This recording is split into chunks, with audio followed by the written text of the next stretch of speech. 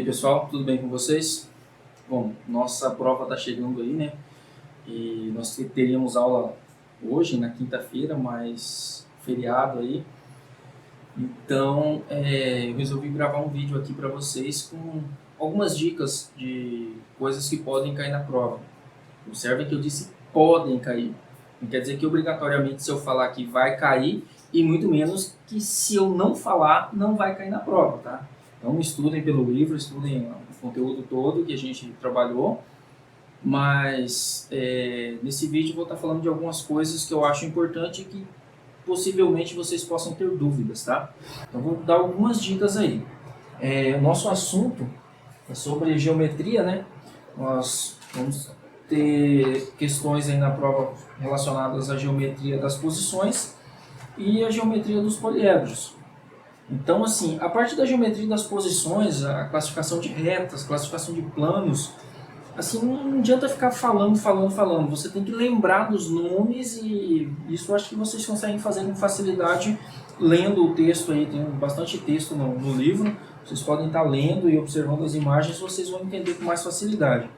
Então eu vou trabalhar um pouquinho mais com relação a poliedros, né?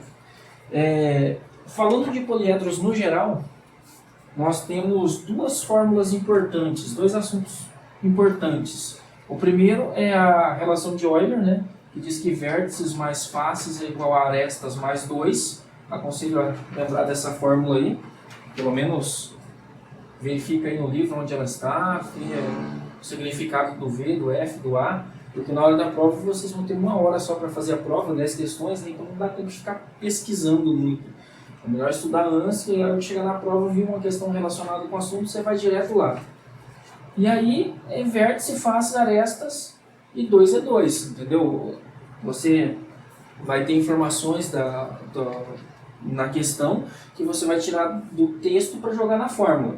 Um item interessante que você pode, talvez uma questão possa explorar, é aquela situação onde ele dá o tipo de face que o poliedro tem, mas não fala a quantidade de arestas, né? Então, assim, por exemplo, no livro tem algumas questões do tipo, um poliedro é formado por 4 faces triangulares, determine o número de vértices dele, né? Então, são 4 faces triangulares. Quando ele fala de 4 faces, você já tem 4 faces, e como elas são triangulares, você vai conseguir descobrir a quantidade de arestas, sabendo o tipo de face. Porque se são faces triangulares, então 4 vezes 3, porque são 4 faces vezes 3 triângulos, dividido por 2, porque você precisa de 2 lados para formar uma aresta. Então você multiplica a quantidade de peças, de polígonos, né, de faces, pelo tanto de lados que tem em cada face, e divide por 2. Isso daqui daria 6 arestas, né? Então, por exemplo, outro exemplo, pode dizer o seguinte, um poliedro é formado por 2 pentágonos e 5 retângulos. 2 pentágonos e 5 retângulos. Então o que você vai fazer? Vai juntar toda a quantidade de lados, né? Então você pega os pentágonos, pega os retângulos, vê a quantidade de lados que eles têm, soma tudo e divide por 2. Né? Como a gente fez aqui, descobriu a quantidade de lados no total, dividiu por 2. Isso vai dar o número de arestas. E a quantidade de vértice, no caso, aqui é o que está perguntando, né? Então é só jogar na fórmula. V é o que você não sabe. As quantidades de faces são 4, porque são 4 faces triangulares. A quantidade de arestas são 6 mais 2. Significa que esse poliedro aqui em questão tem 4, né? Porque 4 vértices. E 6 mais 2 dá 8, aí 4 passa subtraindo. Então, assim, desse aspecto, eu acho que o ponto mais importante que tem, importante no sentido de que pode ter mais dúvidas entre vocês, é essa parte aqui, ó, né? Você descobre o total de lados, mesmo que você tenha que imaginar e desenhar lá, são 4 triângulos, 1, 2, 3, 4, então tem quantos lados? 1, 2, 3, 4, 5, 6, 7, 8, 9, 10, 11, 12. Cada 2 lados formam uma aresta, então você divide por 2, 6 arestas. São 4 triângulos e 5 retângulos e 10 pentágonos e não sei o que. Junta tudo, quantidade de lados, conta os lados lá, né? E divide por 2. Não esquece sempre dividir por 2. Então essa é a principal observação em relação a essa fórmula. Nós temos uma outra fórmula também no assunto, né, de poliedros, que é aquela, a soma dos ângulos é igual a V menos 2 vezes 360. A soma dos ângulos das faces. Né? Você tem, por exemplo, um cubo. Então, você na face de cima você tem aqui 4 ângulos. Na face lateral aqui você tem 4 ângulos. Aqui tem outros 4 ângulos. Lá atrás tem 4 ângulos. Lá do outro lado tem 4 ângulos. Se somar a medida de todos esses ângulos aqui, quanto que vai dar? Vai dar um valor aí. Esse valor é calculado por essa fórmula.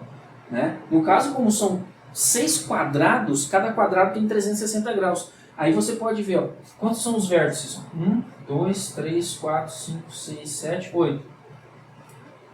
8 vértices, menos 2 que é da fórmula, vezes 360. Dá realmente 6 vezes 360, porque são 6 quadrados, né? Então, realmente, essa fórmula, ela calcula a quantidade, a soma de todos os ângulos de todas as faces. Né? Essa aqui também é uma fórmula importante. Lembrando que esse V aqui não necessariamente ele vai ser dado na fórmula. Por exemplo, eu poderia perguntar qual é a soma dos ângulos desse poliedro aí. Aí você ia ter que descobrir a quantidade de vértices e depois fazer a soma dos ângulos, certo?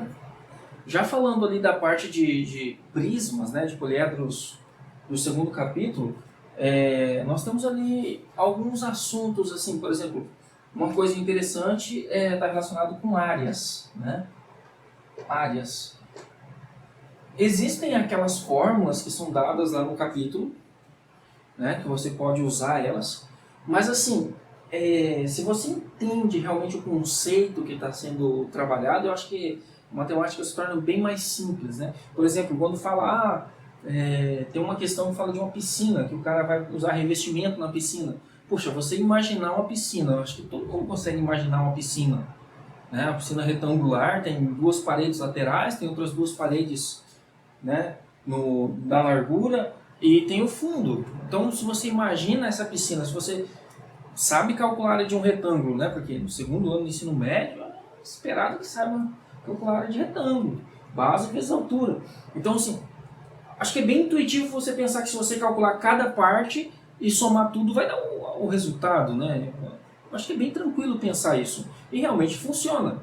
Então, assim, você pode calcular a lateral dela, já que ela tem 10 metros de comprimento e 3 metros de profundidade, então a lateral tem 3 por 10. Então, você faz 3 vezes 10, 30. Essa lateral é 30. A outra, que também é igual, né, já que é um bloco retangular, então as faces opostas elas são iguais. Então, a outra é a mesma coisa. A parte da frente, a piscina tem 5 metros de largura e 3 de profundidade. Então, 5 por 3. O fundo é 10 de comprimento, 5 de largura. Então, dá para você imaginar um pouco, usar um pouquinho de imaginação aí e pensar sobre como resolver cada questão. Não precisa ficar se amarrando nas fórmulas.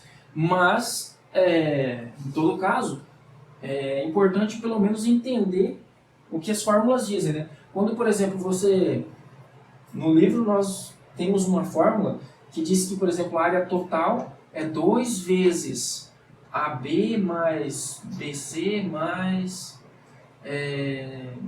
AC. Não necessariamente está nessa ordem. Tá? O que significa esse 2 aqui? Significa exatamente que no bloco retangular as paredes opostas são iguais, por isso tem 2 de cada tipo. Né? Esse AB é altura vezes comprimento. Né? O BC, comprimento vezes largura. O AC, largura vezes altura. É exatamente a ideia que eu acabei de mencionar. Você pega uma caixa de sapato, mesmo o raciocínio se estende. Por exemplo, na piscina mesmo, você tem lá, os 2 extremos dela são iguais, pode ser, por exemplo, AC. Né? Base vezes altura. Se a largura da piscina é 5 e a altura é 3, você faz 5 vezes 3, é uma multiplicação, tá aqui, ó, A vezes C. Né? Por exemplo, vou tentar desenhar aqui. Você tem lá a sua piscina vista em um ângulo bem propício para você entender. Você tem aqui a largura A, a altura B e o comprimento C. Então você tem um aqui, lá do outro lado, tem outra face que é igual. Por isso, duas. Aqui, ó, essa daqui é igual àquela lá do fundo. A de cima é igual a de baixo. Então, quando fala da piscina para usar revestimento, essa fórmula aqui não serve. Por quê? Porque quando vai revestir a piscina, você vai usar revestimento nas duas laterais, nas duas extremidades e no fundo. Em cima, ninguém passa revestimento na parte de cima da piscina.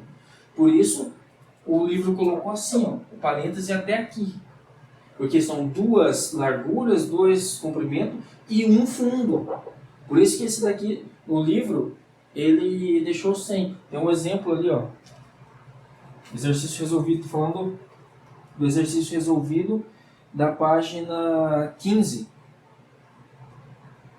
Ó, página 15, bem no tem o exercício da piscina. Eu acho que não dá pra ver no vídeo, mas vocês podem pegar o livro aí para dar uma olhada. Tá lá 2, aí tem um parêntese, 3 vezes 12, 3 vezes 25, aí fecha o parêntese e 12 vezes 25 fora do parêntese. Largura vezes comprimento da piscina. O fundo foi usado uma vez só. Por quê? Porque ninguém coloca, como disse, né, revestimento na parte de cima da piscina. Então, assim,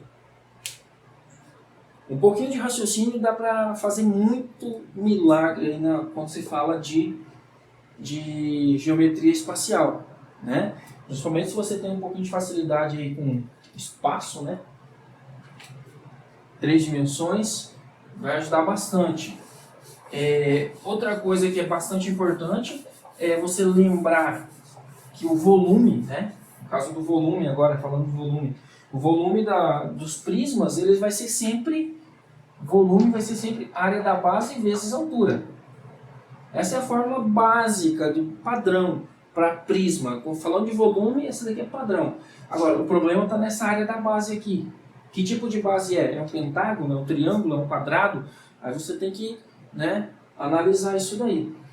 Mas, como nós estamos falando de prismas regulares nesse capítulo, a base vai ser sempre um polígono regular. Então você tem aquela formulazinha direta para calcular a área.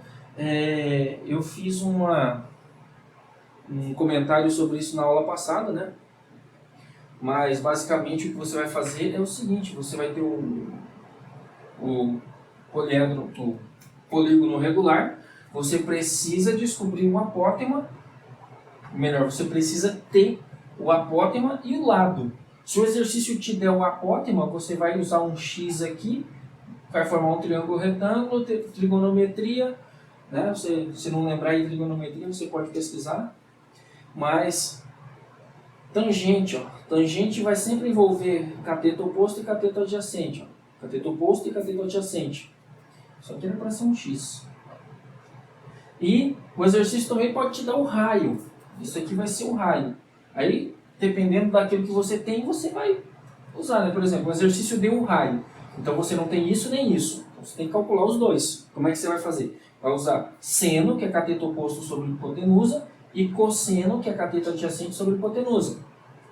O exercício deu o tamanho do apótema. Então você não precisa se preocupar com o raio, você só precisa o lado, né? Aí você descobre esse x, aqui também vai ser x. Né? Como é que descobre esse x? Com tangente. Tangente de alfa é x sobre n. Cateto oposto sobre cateto adjacente. Aí o exercício M de Maria, tá? Eu estou misturando aqui. N de navio é a quantidade de lados. São 5 lados no pentágono, são 10 lados no decágono e etc. Aqui é M de Maria. Então, usa tangente, você descobre o valorzinho do x aqui, depois é só multiplicar por 2 para descobrir o tamanho do lado inteiro. Não esquece de multiplicar por 2.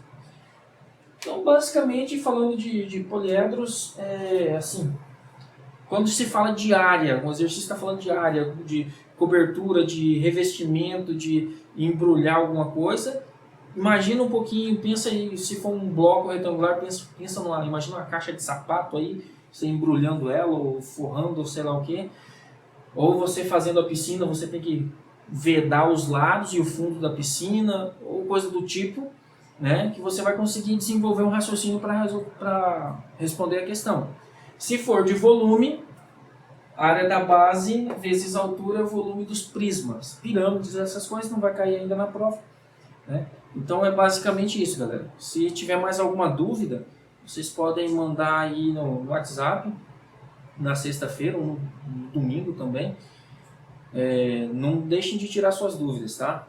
Não prometo responder na hora que mandar, mas assim que possível a gente responde e a gente ajuda aí no que der pra gente ajudar, ok? Boa sorte aí, bons estudos. Estudem bastante e vamos detonar nessa prova aí.